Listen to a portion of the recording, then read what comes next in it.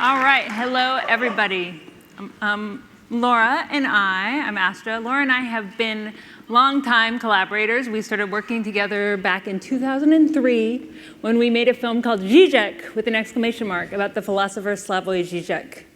And we identified as culture makers with a conscience, as artists raising awareness, as producers of progressive propaganda, working in the realm of spectacle, which has been discussed, right?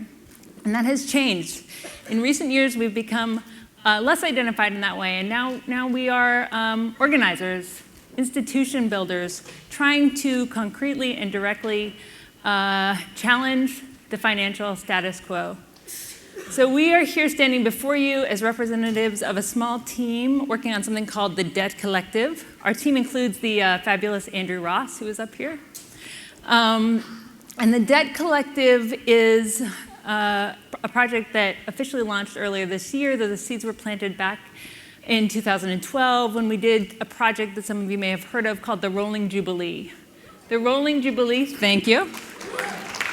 The Rolling Jubilee buys debt on the shady, speculative secondary debt market for pennies on the dollar, just like debt collectors do. Only instead of collecting on it, we abolish it. And we have erased well over $30 million of medical debt.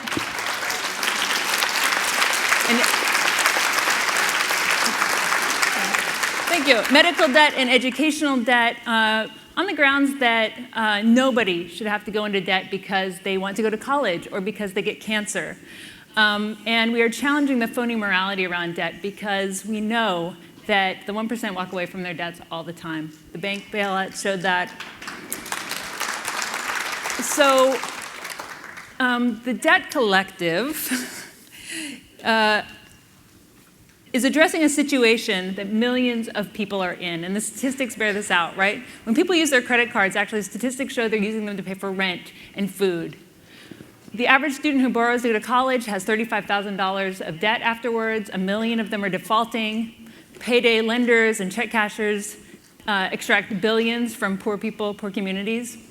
So the question is, why haven't debtors come together to act collectively in their common interest? And part of the problem is that they're isolated and ashamed. And this is our slogan: you are not alone.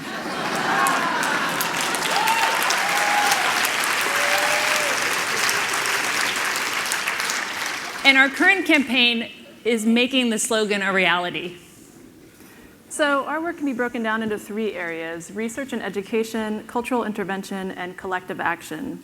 We're not engaged in single-issue campaigns, we're not an advocacy organization, and we don't fall into the category of social practice. We are working to build an organization to change the economy. While we ultimately aim to unite all kinds of debtors, the Debt Collective launched by tackling the problem of student loans. In February, we announced a historic student debt strike with a group called the Corinthian 15, who are demanding the Department of Education issue a blanket debt discharge for anyone who attended Corinthian colleges. It's a giant, now defunct for-profit chain that served over 110,000 people across the country at its peak, deceiving them while sucking up billions in federal student aid. There are now hundreds of strikers, the strike brew, and they're demanding a discharge on the grounds that they were defrauded, and also on the grounds that education is a human right and a public good.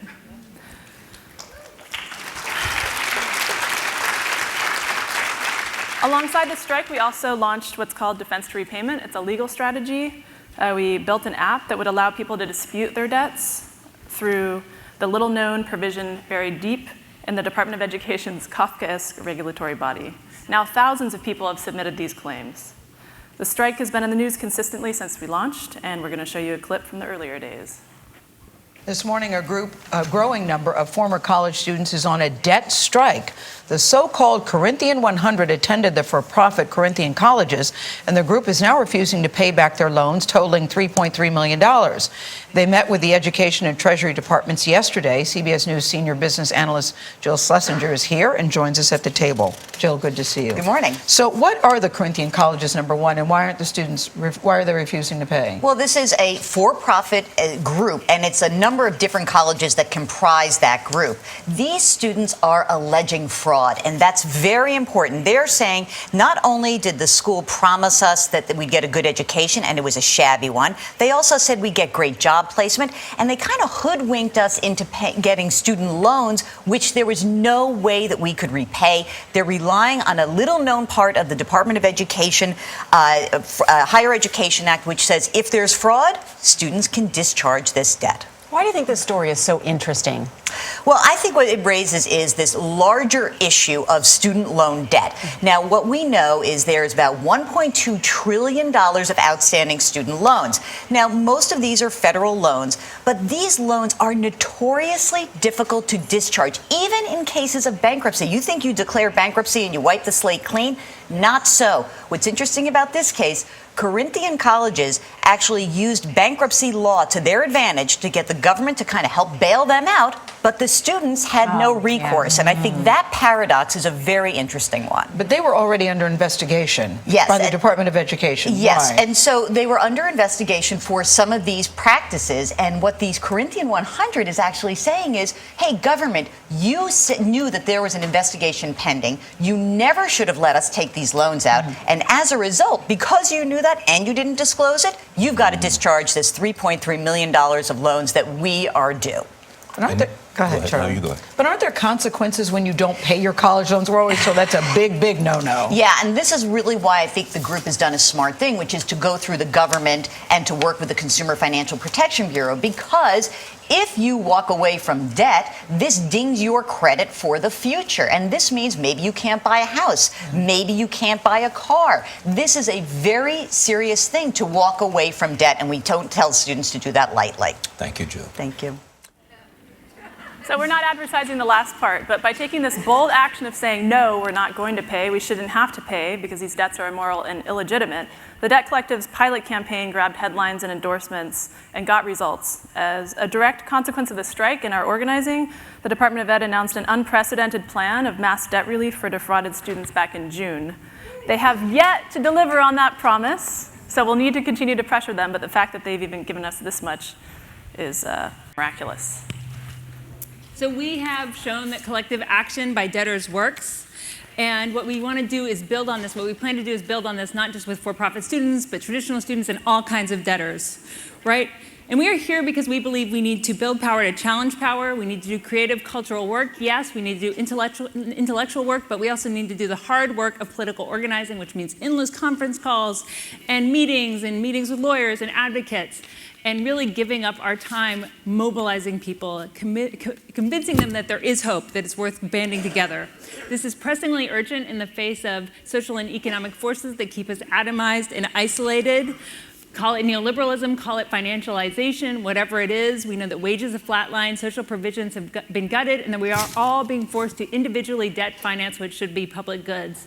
And we think that part of the economic shifts that have happened are because of the decline of the labor movement. And this is a form of organizing that's very much complementary to labor, because debt, after all, is a claim on your future income. It's stolen wages and stolen time, right? And so what we're trying to remind people is that debt is power for the indebted. It's a form of economic leverage. If we owe $1.3 trillion of student debt collectively, that's $1.3 trillion of leverage. So we need new structures and tactics for the current reality. The Debt Collective is not nostalgic but forward-looking, made for our networked, mobile, precarious, financialized moment. Debt sticks to you no matter where you go, whether you're employed, unemployed. People do not need to share a workplace to organize. Through our pilot campaign, we've seen that indebtedness can unite people to act in solidarity across age, gender, race, and other divides to begin to chip away at systems of oppression. To be clear, our effort isn't just about Corinthian or even student debt. It's about a tiny minority of the population holding a vast and ever-increasing majority of our society's wealth. Even if you personally don't have debt, your communities, the people that you engage, are affected by vicious cycles of austerity and indebtedness. Of course, a more cooperative, non-extractive economy would benefit everyone, but we shouldn't expect those at the bottom of this punishing system to do the difficult work of bringing that about. So, artists who claim to be political need to spend a little bit less time observing, writing, filming, analyzing from a distance, and get in and get a little bit messy. Spend some more time collaborating to create some shared power, not just cultural artifacts. With the Debt Collective, we're building a collective identity to build collective strength, creating a shared name to name a problem we all share. We need to collaborate to tell a collective story so we can understand the system we're up against and our place within it to better resist it. You can learn more by joining us in a workshop tomorrow or going to debtcollective.org. Oh, we stay actually.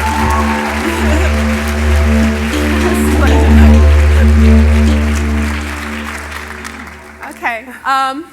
Well, my question is basically, where do you see this going in the future, and is student debt something destined to be a one-generation phenomenon? And the reason I ask this is, I'm a parent, I have an 8-year-old, and I also have student debt. And by the time my child is old enough to go to college, I will likely still have student debt, and this seems to be the situation of almost every parent I know. And so I'm wondering, how will this particular generation, so saddled with debt, contribute to their children's education, and will it actually change the idea of whether education is worthwhile at all, since it seems to have brought this generation limited opportunities and massive debt? So parents today or future parents can contribute to the next generation by gathering together and stopping cooperation in some way, or building solidarity campaigns with folks who are already not cooperating and fighting for debt-free real education. Yeah, and it's already an intergenerational problem because some of the biggest population, one of the bigger populations accumulating student debt are actually older people. In fact, I was just stopped by somebody in the hallway today, a gentleman who told me that he has 6 figures in student debt for his daughter. So people are taking on loans either because they've lost their place in the economy, they're going back to college to try to reinvent themselves because that's what they're told to do, or they're mortgaging their houses so their kids can go to school.